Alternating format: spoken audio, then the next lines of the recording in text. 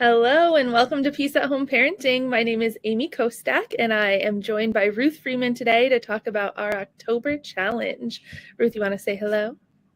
Hi, folks. I'm the founder of Peace at Home Parenting, and the challenge was to spend 15 minutes every day with your child, enjoying them, no interruptions, no technology, um, and engaging with them in positive ways, telling them what you appreciate about them, and having fun.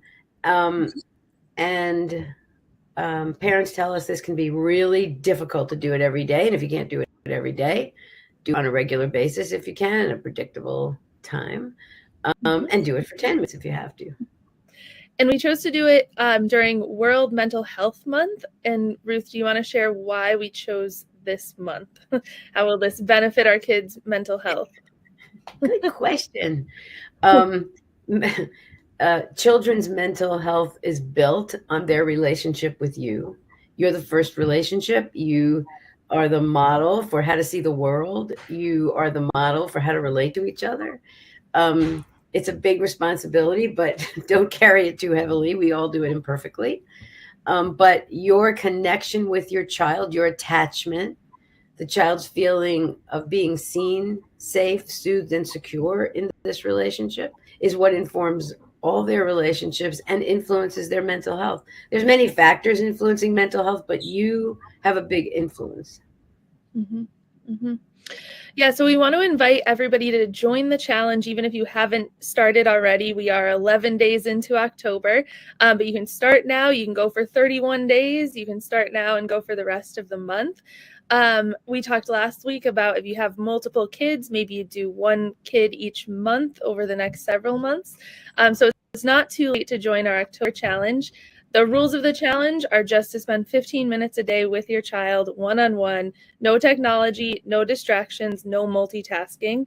I wanted to talk a little bit today about technology, Ruth. So I have read some studies. I'm in grad school right now for clinical mental health counseling. I've read some studies about how people have this sort of perceived sense that they're busy all the time because they're always on their phone. So people are maybe busier than they ever had in the past, but they also don't have any downtime because in downtime, they're on their phones. And I think we have parents saying that they don't have time to do this 15 minutes a day with their kids.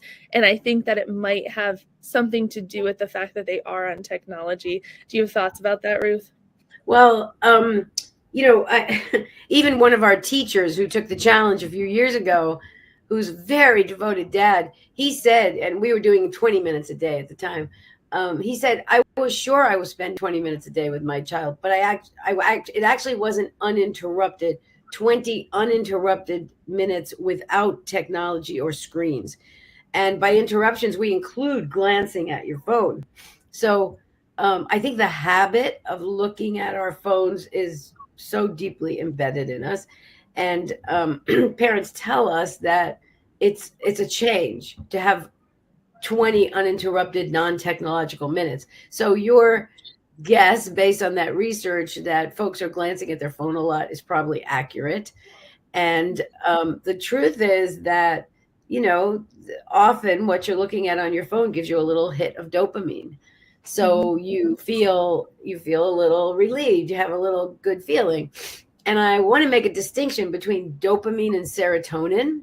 Robert Lustig, the pediatric endocrinologist, does a great job of this. I have a little cold, so I apologize if I'm sniffing or blowing my nose. But dopamine is an excitatory, feel-good neurotransmitter, a chemical in your brain.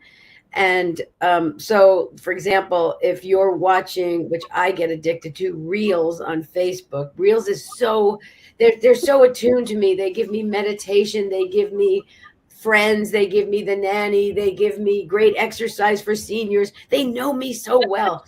So, so Those I are just funny. yeah. Yours is very different from mine. I don't get meditations. I get funny.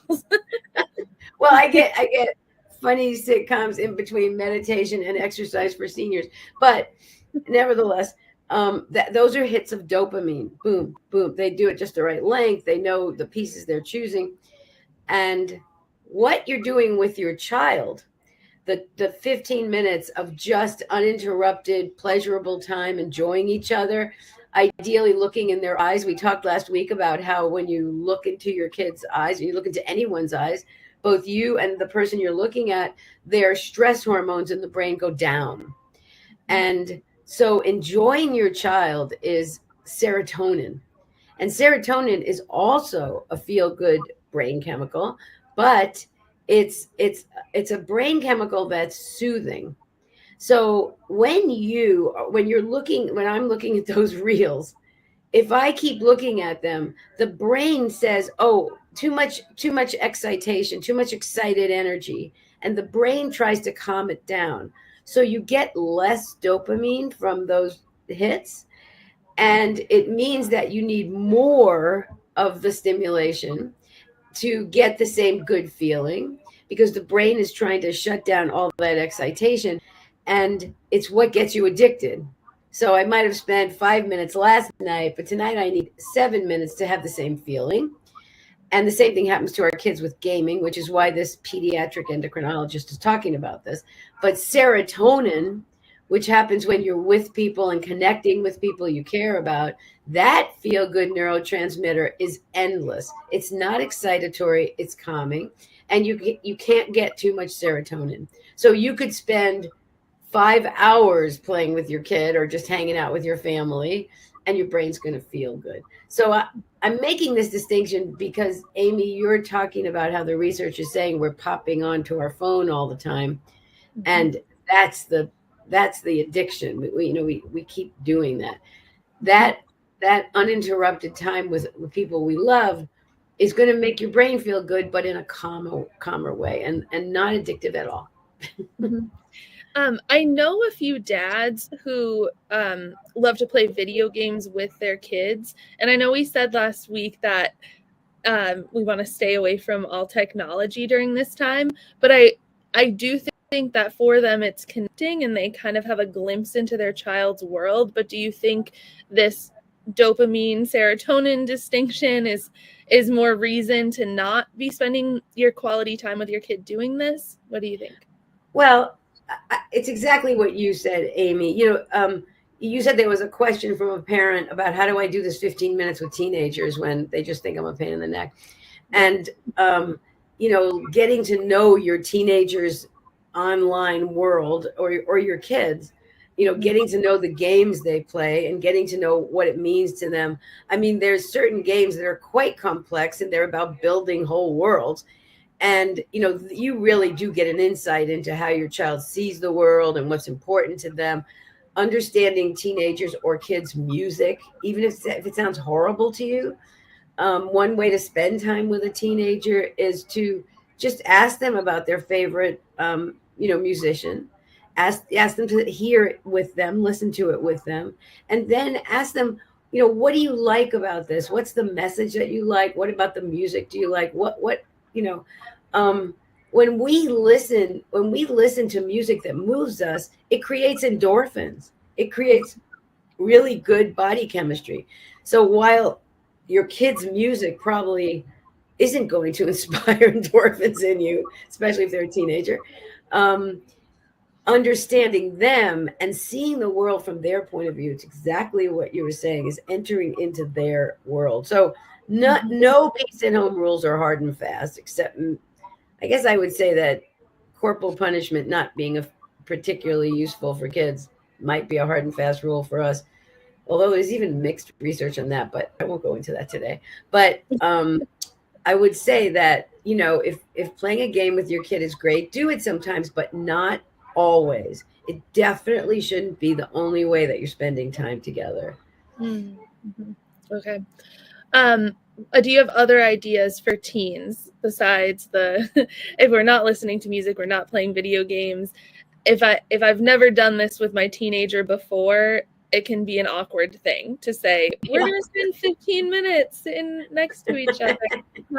How do you introduce that to a teen and what do you do? Well, I would I would have a conversation with the teen, and I would ask them what they enjoy. You might want to go out for a quick meal. You might want to go out for breakfast. You might want to ask them to take a walk with you. But I would say to them, I feel like you're growing up really fast, and we're all so busy we don't get to spend time together. I would like to create just a little time slot where we really connect. I'd love to do it every day, but what works for you? I mean, this is part of adolescent development. The negotiation of the parent-child relationship changes, and the teen negotiates a new arrangement. They get more freedoms if they're responsible. They discipline changes. So negotiating this and having a conversation is exactly how to do it. And if things are really bad between you, if you're having really difficult times, I would say to them, I want to hear from you about why you're not coming out of your room very much. I want to hear from you about things I'm doing that are making you uncomfortable, if that's what's happening, or what's going on in your world. And you may have to ask for 5 minutes of conversation. You want to do a little bit at a time, but tune into your kids' interests, whether you like them or not. Mm-hmm. Mm-hmm. Okay. What if child. On the other end of the spectrum, what if you have a young child who is very easily distracted? Do you think that we had questions about should I be doing the same activity for this whole 15 minutes? Is it okay to be changing activities? Should I be doing different things every day? What are your thoughts? There's no wrong way to do this.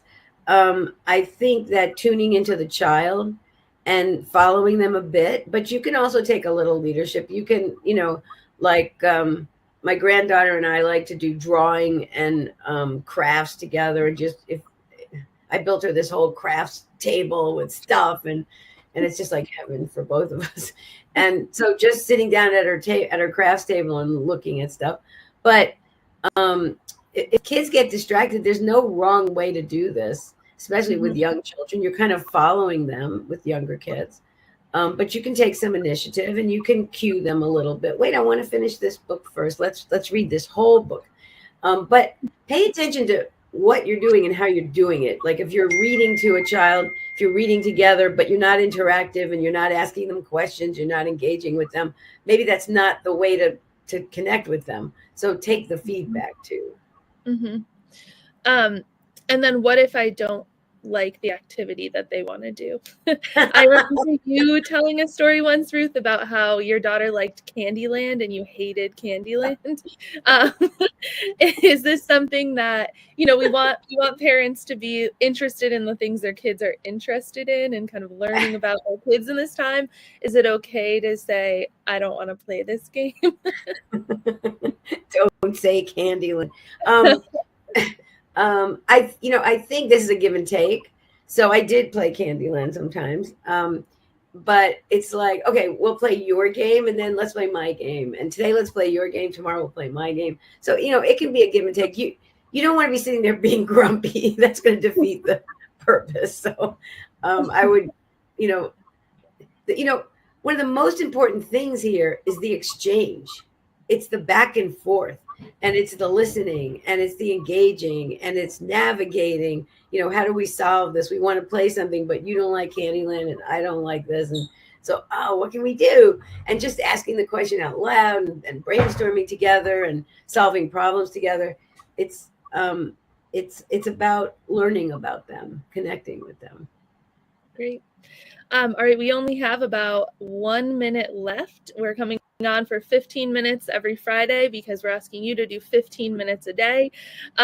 We will be back next Friday, and if you're able to just come on and share your successes, ask your questions, and then the last Friday, it's actually going to be November 1st, we're going to be going live on Zoom, so we'll get to see all of your faces too. Anyone who's taken the challenge can join us on Zoom on November 1st. Any last words, Ruth? No, I just want to remind folks that children look to us to see how the world is going. And there's a lot going on around us right now that's really concerning and frightening. And the geopolitical world, the the weather. There's so many complications. And I just want to remind you to do your best to, when you come home, create home to be a sanctuary, and let yourself feel the joy with your kids to the best of your ability. They're looking at your face and your body language to signal how the world is. And your words aren't as powerful as your body language, your tone, and your own inner life. So um, let yourself kind of lean into those moments when you just take delight in them. Thank you, Ruth. Thanks, Have a good Amy. day, everyone.